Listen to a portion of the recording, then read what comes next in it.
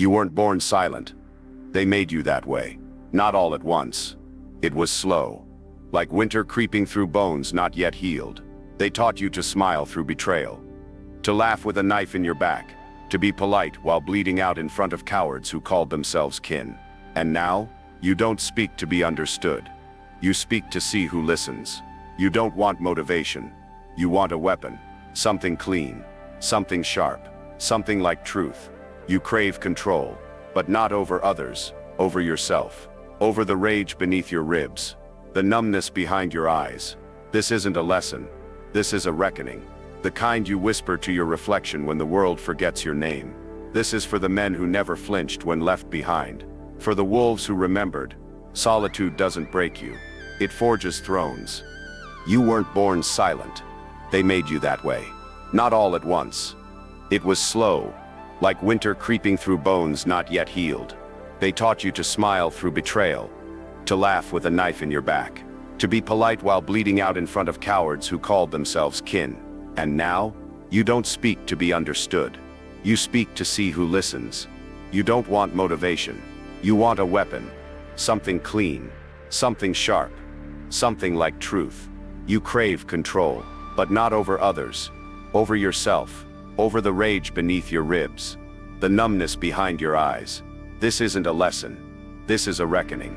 The kind you whisper to your reflection when the world forgets your name. This is for the men who never flinched when left behind. For the wolves who remembered. Solitude doesn't break you. It forges thrones. There is no announcement. No lightning strike. No cinematic echo of thunder. Just silence. And in that silence, something inside you splits. Not a scream. Not a sob. Just the quiet realization that no cavalry is coming. No rescue. No brotherhood. No one's watching the gate but you. That's when it begins. The mask, the one you've worn to be accepted, to be enough, to be theirs, begins to crack. Not in public. Never in public. It cracks in a room where no one's watching. No applause. No eyes. Just your own breath in the dark. And behind that mask, fire. Not the fire they talk about. Not rage. Not rebellion. Not defiance. That's too loud. Too emotional. This is colder. Deeper. A recognition. A click. Like steel locking into place. It says, you're on your own. And somehow in that moment you stop asking why. You stop reaching. You stop explaining. You start building. Schopenhauer called it the will. That blind, violent thing inside you. That doesn't need applause or fairness. It doesn't even need reason. It just wants. And for the first time, you see it. Not in others. In yourself. And it does not flinch. It does not cry. It does not need. Because all this time, the smiles, the brotherhoods, the loyalty you bled for, it was a deal they never intended to honor. You mistook proximity for loyalty. Mistook words for bonds. Mistook warmth for permanence. And now the illusion dies. You're not broken. You're not angry. You're awake. Aloneness isn't a curse. It's the only truth that's never lied to you. They say men need connection, that we wither without it. But the strongest men I've ever known are forged in isolation, molded by betrayal, sharpened in silence. Not because they wanted to be alone, but because the world left them no other option, and they refused to die. You want tactics. Write one betrayal each night. Just one. Etch it into paper. The lie, the silence. The moment you realize they weren't who they said they were, then burn it.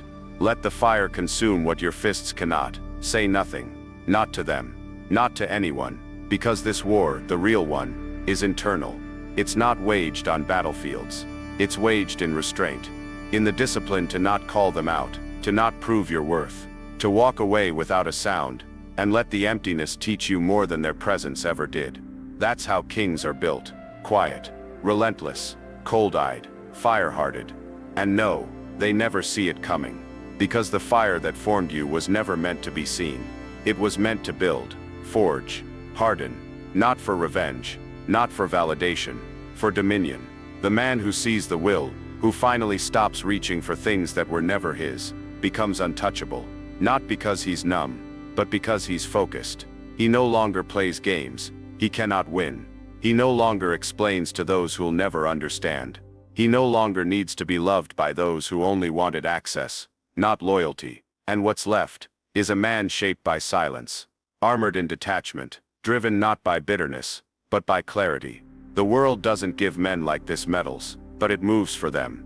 It watches them cross rooms in silence, and doesn't know why it shivers. Because the fire, it's still there, just contained, like a storm behind glass. And when you walk past them now, the ones who once overlooked you, you don't need to glare. You don't need to speak. You don't need to win. You already did. By surviving. By becoming what they never thought you could become. By being the fire they never saw. They quote L call you cold. They always do. When the leash slips off. When the man who used to explain just stares. When the smile disappears. When silence takes its place. That's when the labels start. Arrogant, distant, changed. But what they really mean is unreachable. They can't pull the same strings anymore. The guilt doesn't land. The questions bounce off. The bait, untouched. You're not angry. You're just done. And that terrifies them more than rage ever could. Because a man who no longer needs to be understood is a man who's found power. You remember the first time you didn't forgive, not out of spite, not to punish, but because forgiveness had become too expensive. Because some debts are meant to stay unpaid. You didn't scream. You didn't post a quote. You just walked away. With everything. That was the moment the wolf opened his eyes. It wasn't about being cruel. It was about being clear. Because once you've been betrayed with a smile enough times, once you've watched love twist into leverage, you stop playing their game. You start playing chess. With people. With moments. With silence. You learn that emotion isn't the enemy. Attachment is. Emotion gives you color, fire, depth, but attachment, it blinds you, binds you, makes you hesitate when you should strike, makes you speak when you should stay silent. And silence is your new weapon. Hold it like a blade, sharpen it every day. Use it not to hurt, but to observe, to calculate, to wait. You'll be surprised how loud the truth becomes when you stop talking. Try it.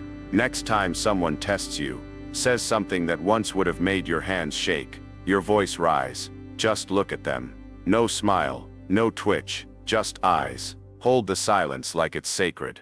Let them squirm. Let them fill the void. And watch. He who flinches first loses the throne. It's not a performance. It's posture. It's dominance without motion. And it works, not because you're pretending, but because you've become it. This is where boys get lost. They confuse being feared with being respected. But real wolves don't growl at sheep. They don't need to. Their presence is enough. Because they know what they are. And more importantly, they know what they're not. You're not here to be liked. You're not here to be chosen. You're here to rule your own kingdom. Even if it's just your breath, your schedule, your mind. No, this isn't about ego. Ego needs applause. Wolves move in silence. Ego reacts. Wolves calculate. You've felt both. You've been the one who begged, who chased, who explained. You've tried to be soft enough to be kept, to be chosen, to be spared. And now, you're the one who chooses. That shift, that quiet transformation where you stop needing and start noticing, that's when everything changes. Compassion doesn't vanish, it just evolves. It becomes selective, precision-guided. You no longer bleed for the ungrateful. You no longer give to those who see your heart as currency. You save your energy for those who can meet your silence with stillness, not panic. They'll say you're cold, but wolves aren't cold. They're measured. Still waters don't freeze because they're empty. They stay calm because they're deep, because there's something underneath that doesn't rise unless it's time. You've become that depth, and it's not lonely here. It's sovereign, because while they were chasing likes, you were building muscle. While they were performing emotions, you were mastering control. While they needed mirrors to feel whole, you were becoming the storm they didn't see coming. A storm with eyes, a storm that never flinches. So no, you're not cold, you're awake. And when a man wakes up from the illusion of approval, when he no longer needs to explain, react, or defend, he becomes the one they cannot control. Because silence is no longer a gap, it's a thrown dot. They say silence is empty, a void,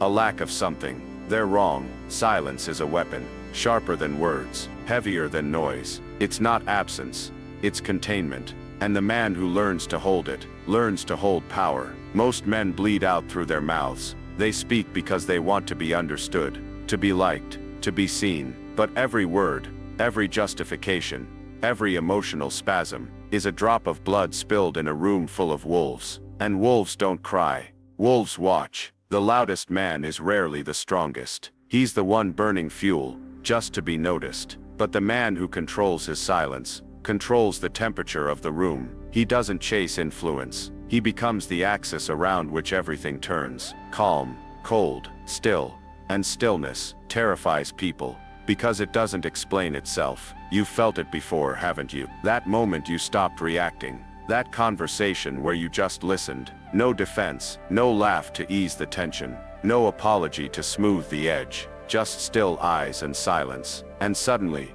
the room shifted. Not because you raised your voice, but because you withheld it. Men who explain too much are trying to be understood by people who were never listening. But you're not here to be understood. You're here to be remembered. That starts when you stop trying to be heard. Because every time you break the silence too early, you break your own frame. You tell the world you're unsure, that your presence alone isn't enough. But it is, if you learn to believe it, if you learn to own it. Expression is easy. Containment is war. It's instinct to speak, to justify, to perform. But instinct is a trap. It's what makes prey predictable. And predictable men are easy to manipulate, easy to trigger, easy to control. But what happens when you rewire that reflex? When you feel the heat rise in your chest, but you say nothing. When someone tests you, and you just stare. When they push, expecting the usual reaction, and all they get is cold, calculating stillness. They break, not because you attacked, but because they couldn't find you.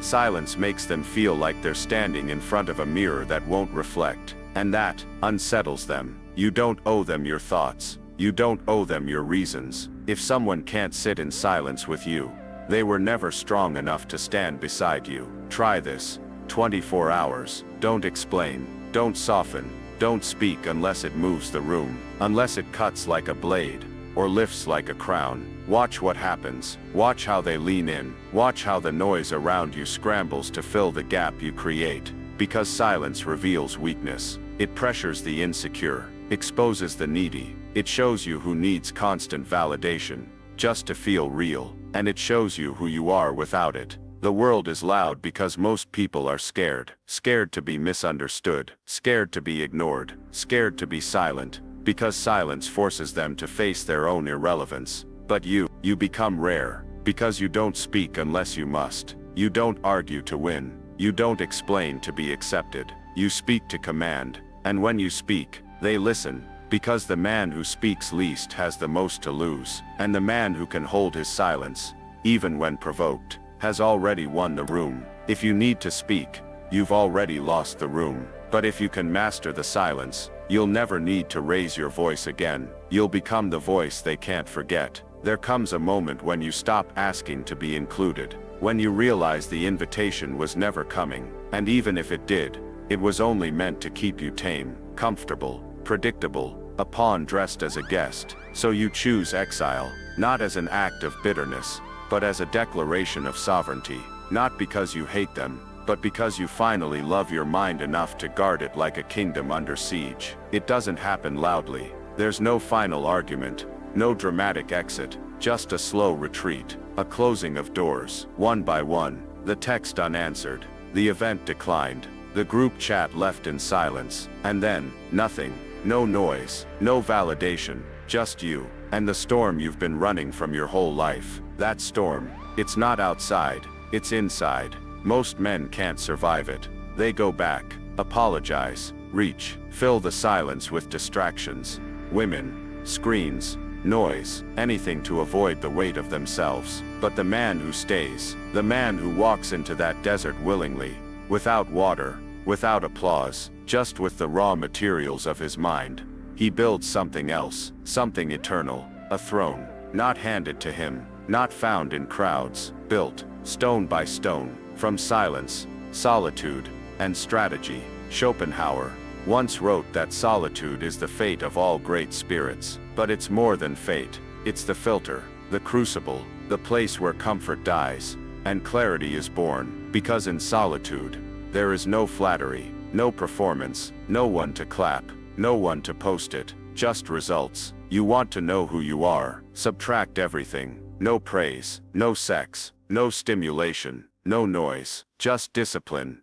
decisions and your demons. That's the real test. That's where strength is forged, not flexed. In solitude, everything soft inside you dies, and what remains is steel, the kind that doesn't bend when the world applies pressure, because you've already fought your war, in silence, in darkness, and you came out the other side, not looking for a seat at their table, but building your own. They'll call you arrogant, cold, obsessive, let them. They called Caesar the same before he crossed the Rubicon. They don't understand what it takes to rule your own life, to design it, defend it, to guard your mind like a fortress under siege. Most men build their identity like a house of straw, shaped by approval, destroyed by whispers, but not you. You've tasted solitude, and now, anything less feels like noise. You've realized that not all company is nourishment. Some of it is poison. The friends who never clapped when you won. The women who tried to tame what they could never understand.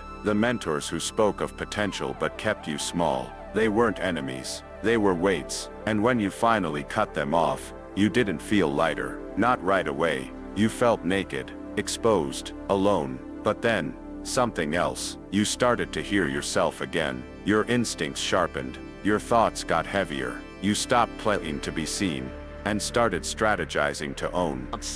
This is the 30-day sprint no one teaches. No dinners, no gossip, no digital pacifiers. Just you, a clock, a journal, and the truth. You're not escaping life. You're finally entering it, like a general before the war, mapping every step, like a wolf licking his wounds in the cold, planning the return, like a king shaping his throne, not from gold, but from stone, cold, durable, silent. Most men want power without paying solitude's price, but solitude is the toll booth. It's the gate. It asks you one question.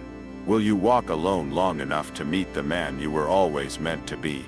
And if you say yes, fully, without compromise, you will lose much, but what you gain cannot be stolen. Because the man who builds himself in solitude doesn't beg to be seen.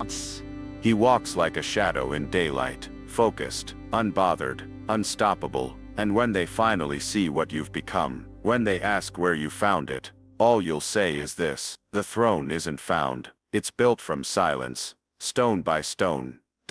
She said she'd stay. She looked you in the eye, and swore it, with words soaked in warmth, with hands that promised forever. You believed her, not because you were weak, but because you still had hope. Hope that love was the answer, that if you bled long enough, someone would finally see the wound, and stitch you back together. They lied. Love doesn't save men like you. Discipline does. Focus does. The war you wage alone in silence, that saves you. You learn this not in textbooks, not in locker room talk. You learn it the moment she walks away, and doesn't look back. When the silence from her is louder than any scream. When the promises turn to echoes, and you're left in a room with only your heartbeat, and the truth. She wasn't built for the kind of weight you carry. You feel the instinct, to chase, to beg, to explain. But that's the test, isn't it? To break the reflex that kept you soft. To stop looking for softness, and start building stillness. Because love is not what they told you. At its best, it's a mirror. It shows you who you are.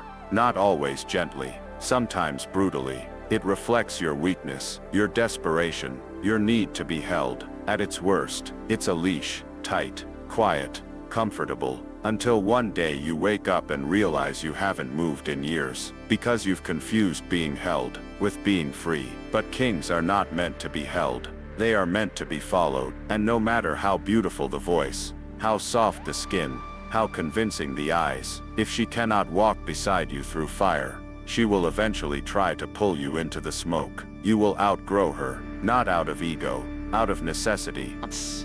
Because once you taste the discipline of your own mind, once you feel the silence strengthen your bones, once you realize that power doesn't come from being loved, but from being unchangeable, everything shifts. You stop building for them, you start building for war. Love becomes a chapter, not the book. You no longer need her touch to feel grounded. You no longer need her words to feel valid. You no longer search her eyes for permission to be great. You choose to be alone, not as punishment, as preparation. Because the next level of you doesn't crave comfort. It craves clarity. It craves a room with no noise, no perfume, no soft distractions, just iron, just cold air, just the sound of a man becoming something unstoppable. They'll say you're heartless. Let them, because you were once heartful, and they left anyway. So now, you lead with spine, with strategy, with stillness, and if love comes again, she will not be your purpose. She will not be your anchor. She will walk beside you, or be left behind. No tears, no rage, just a closed door and forward motion. Let her go. She was never built to carry a king. He laughed, not with you, at you. You shared a truth, something real, something vulnerable, and he used it as a punchline. In that moment, something broke, not the friendship. You are not alone, because you sit broken. That had died long before. What broke was the illusion, the belief that being open made you closer, that sharing made you safe. It doesn't. It makes you visible. And visibility, in the wrong hands, is a weapon. You thought loyalty meant protection, that friends guarded your scars like secrets. But the world doesn't operate on loyalty. It operates on leverage. And sympathy is the fastest way to get leveraged. There's a difference between empathy and sympathy. Empathy sees pain, respects it, maybe even learns from it. But sympathy drags you into emotional debt. It makes your feelings currency for someone else's control. And most men don't see it until it's too late. They share too much too soon. They bleed out in public, hoping someone will hand them a bandage. But what they get is people memorizing the location of their wounds. You want to rise? Stop playing the victim. Stop telling stories that end in pity. You don't need to be understood. You need to be dangerous, and danger doesn't explain itself. It doesn't ask for forgiveness. It doesn't seek to be liked. It operates. It calculates. It wins. You rise, not through emotion, but through strategy. By thinking 3 moves ahead while they're still reacting to move 1. By watching the smiles they wear, the words they choose, the patterns they repeat. Most people are easier to read than they think. But that only matters if you're watching, not feeling, watching. Because when you lead with your heart, your eyes close. But when you lead with your eyes, detached, observant, cold, you stop falling into traps dressed as connections. The war is between what you feel and what you see. And what you see will save you. Every man must choose outcome or feeling, power or comfort, command or closeness. You cannot have both. So here's what you do. Write it down. The attachment, the name, the person, the story, the memory, the weight, the thing you keep going back to. Write it with clarity, brutal honesty. Then burn it. Replace it with a rule. Not a quote, not a hope. A rule. Because feelings are water, rules are stone, and a kingdom isn't built on water. This isn't bitterness. This is boundaries.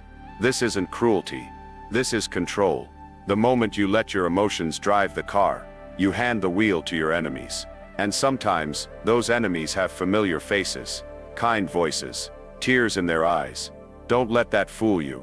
Tears are not always truth. Smiles are not always peace. Sympathy is not always care. Sometimes, it's bait. And if you fall for it, if you let yourself be softened by it, you trade your crown for comfort. But comfort doesn't command empires. Men who rule do not seek to be understood. They seek to be respected, and respect is born in distance, in decisions, in discipline. Every king had a moment he could have cried, begged, apologized. Instead, he chose silence. He chose the throne over the table, the sword over the handshake, the mission over the moment. You are that man now. Let them call you cold. Let them say you changed. Because kindness is a luxury for men who don't want the crown. There was a moment, a quiet one. No spotlight, no applause, just you staring at the floor, realizing you were done. Done defending yourself. Done justifying, explaining, clarifying, apologizing for the weight you carry, for the way you walk, for the silence that makes weak men flinch. You stopped needing them to get it. Stop needing them to nod in approval, to say, "He's not that bad." You realize that every word you spent trying to correct their image of you was a piece of your soul they didn't deserve. And finally, you chose to let them misunderstand you. They'll say you're arrogant, cold, selfish, good, let them. They never knew the nights you bled without noise, the years you stayed silent when your name was twisted in mouths that never deserved to speak it. They never saw the restraint behind the stillness, the discipline behind the detachment. But you did. You know what it took. So why explain it? The man who defends every false image is still a slave, still begging to be seen, clearly by a crowd that only understands shadows. But the man who walks away, lets them paint him as a monster, and still doesn't flinch, that man is free. Your image is not your essence. They can't see your blueprints, your long nights, the battles in your mind that you won with no witnesses. All they see is the distance, the fire in your eyes, the fact that you stopped playing nice. Good. Let them. Because the moment you become explainable, you become containable. They'll reduce you, frame you, put a label on you, and sleep easy thinking they've figured you out. But they haven't. They don't know that every step you take is calculated. Every silence, every nod, every exit. It's all part of a war plan they were never invited to see. You're not here to be liked. You're not here to be soft enough for their comfort. You're here to be inevitable. And inevitability doesn't need a press release. It moves in silence. Like a storm that doesn't ask for permission. Like a king who doesn't explain why he wears the crown. Like a ghost who doesn't correct the story they tell about him. Because truth doesn't beg. And neither do you. There's power in mystery. Power in being the one they can't predict. Can't understand. Can't figure out. That's why they talk. That's why they twist your name. Not because you're wrong, but because you escaped their frame. You became too big for their story. And so they write a new one. One that fits their comfort. Let them. You never needed their understanding. You needed your mission. And the mission doesn't stop to explain itself. Every minute you spend proving who you are is a minute stolen from becoming who you're meant to be. And you weren't meant to be digestible. You weren't built to be safe. You were built to move the world. Not entertain it. Not soothe it. Move it. And that kind of movement, it scares people. So they react. They label. They lie. But you don't flinch. Because your life is not a debate. It's a weapon. Sharpened in solitude. Forged in betrayal. Guided by vision. You are not here to be understood. You are here to be remembered. And the ones who feared you most never even heard your side of the story. There was a morning you woke up and the pain was still there. Not louder, not softer, just present, like a scar that doesn't ache anymore, but never lets you forget. You thought it would leave. That if you meditated enough, journaled enough, forgave enough, it would disappear. But it didn't. Because real pain, ancient pain, doesn't vanish. It becomes part of you. Like iron melted into the bones. You don't heal from it. Not fully. And that's okay. Because healing was never the point. They told you that you had to let it go, that if you didn't, it would consume you. But they were wrong. The men who let go of their pain completely. They become light, loud, open, and soft. You were not born to be soft. You were born to carry weight. Not the weight of others' expectations, but the weight of your own memory. Your own edge. That edge is your leverage. It doesn't need to be numbed. It needs to be used. There's a difference between being wounded and being weak. You can be broken and still dangerous. Still calculating. Still cold when the mission demands it. Because pain is not your curse. It's your compass. It tells you where to stand, who to become, what to never tolerate again. That heartbreak, that betrayal, that silence that swallowed your voice when you needed someone to hear you. It wasn't just trauma. It was data, a signal, a map to who you are when the masks are off. Most men bury their pain. They dig holes in the shape of habits, distractions, addictions, and toss their darkness into the ground like it's poison. But you bring it with you, not on your sleeve, in your spine, in your silence, in the way you wake up every morning and move. Not because it feels good, but because you must. There's a ritual for men like you. 5 minutes. Eyes closed. No noise, just relive it. The lowest moment, the night you were left, the room you sat in alone, the words they said, the look they gave, the part of you that died right there on the floor. And then, write what it forged, not how it broke you, what it built, the distance, the focus, the clarity, the power. Let pain become the rhythm of your movement. Let it be the gravity that keeps your feet on the ground while others float, lost in noise. While they preach healing, you harden, not out of bitterness, but out of precision. You don't cry out anymore, you channel, because if you're going to hurt, it won't be wasted. Pain, left unused, festers, but pain, when transmuted, becomes fuel, a silent war drum in your chest. You don't need to scream, you don't need to post, you just show up, every damn day, unhealed, but unshakable. You think you need to be whole to be strong, that if you just fix yourself enough, you'll finally be worthy. But here's the truth, you will never be whole, you will always carry something, and that's what makes you real. The world is full of healed men with soft spines. They smile, they preach, they avoid conflict, but you're different. You kept the wound open just enough to remember what created you.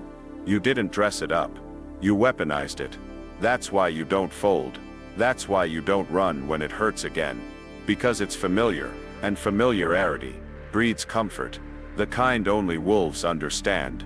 The kind that says, I've been here before, I didn't die then. I won't die now, and maybe the pain never leaves. Maybe it sleeps with you, walks with you, waits behind your quietest moments. But it belongs to you now. It's not a story to cry over. It's a sword. And what hurt you, hardened you, don't undo that. There comes a moment when you realize, they only loved the version of you that needed them. The quieter you, the smaller you, the agreeable, tame, explainable version. The one who bent, who apologized, who waited for permission. And the moment you changed, the moment you stopped explaining, stopped breaking, stopped bleeding for their comfort, their love turned to silence, to resistance, to accusation. You're cold now. You've changed. You've become too much. But in truth, you've just become yourself, without their leash. And that is unforgivable to those who fed off your submission. The final law of power is not about conquest. It's not about dominance. It's about sovereignty. And sovereignty requires sacrifice. Not of time, not of money, of self. The past self. The version that played by their rules, that lived in fear of disappointing them, that swallowed guilt like a daily vitamin, and called it love. But here's the truth. You owe no one your soul, not your family, not your friends, not your past. You were born free. But to stay free, you have to cut deep, deep enough to sever the invisible chains, the quiet expectations, the false loyalties dressed as blood ties, and old smiles. It won't feel clean. It won't feel righteous. It will feel like war. Because it is. A war between obligation and liberation. A war between the man they wanted, and the man you are. And in this war, you don't win by negotiating. You don't win by explaining. You don't win by seeking closure, or being understood. You win by disappearing from their control. No final conversation. No dramatic exit. No long text, trying to explain who you've become. Just silence, just motion, just a clean break with no apology on the blade. They will call you heartless. Let them. Because your heart is not a public utility. It is a fortress, and the man who opens his gates to everyone will never wear the crown, because he's too busy being everyone's servant. They taught you guilt, young, made you believe saying no was wrong, that choosing yourself was selfish, that walking away from what drains you makes you cruel. But that was their leash. That was the lie that kept you obedient. Because a man who fears guilt will never taste glory. He'll never rise. He'll never rule, because he'll always be looking back, always checking if they're okay with his decisions, always softening his edges to be more palatable. But you don't soften, you sharpen, because detachment is not coldness, it's clarity. Clarity about who gets access. Clarity about what you owe, and what you don't. And the deeper that clarity cuts, the lighter your steps become. You were never meant to carry everyone's comfort. You were meant to build, to move, to lead, and leading requires one final brutal truth. Some ties must be cut, not untied, not because you hate them, but because you finally love yourself enough to walk alone. So if they don't recognize you anymore, if they say you've changed, if they twist your silence into selfishness, good, that means you're finally free.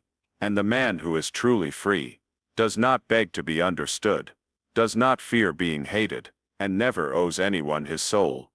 But the man who walks through that silence, you are alone because you are becoming. No one claps for a man in exile. He never walks the same again.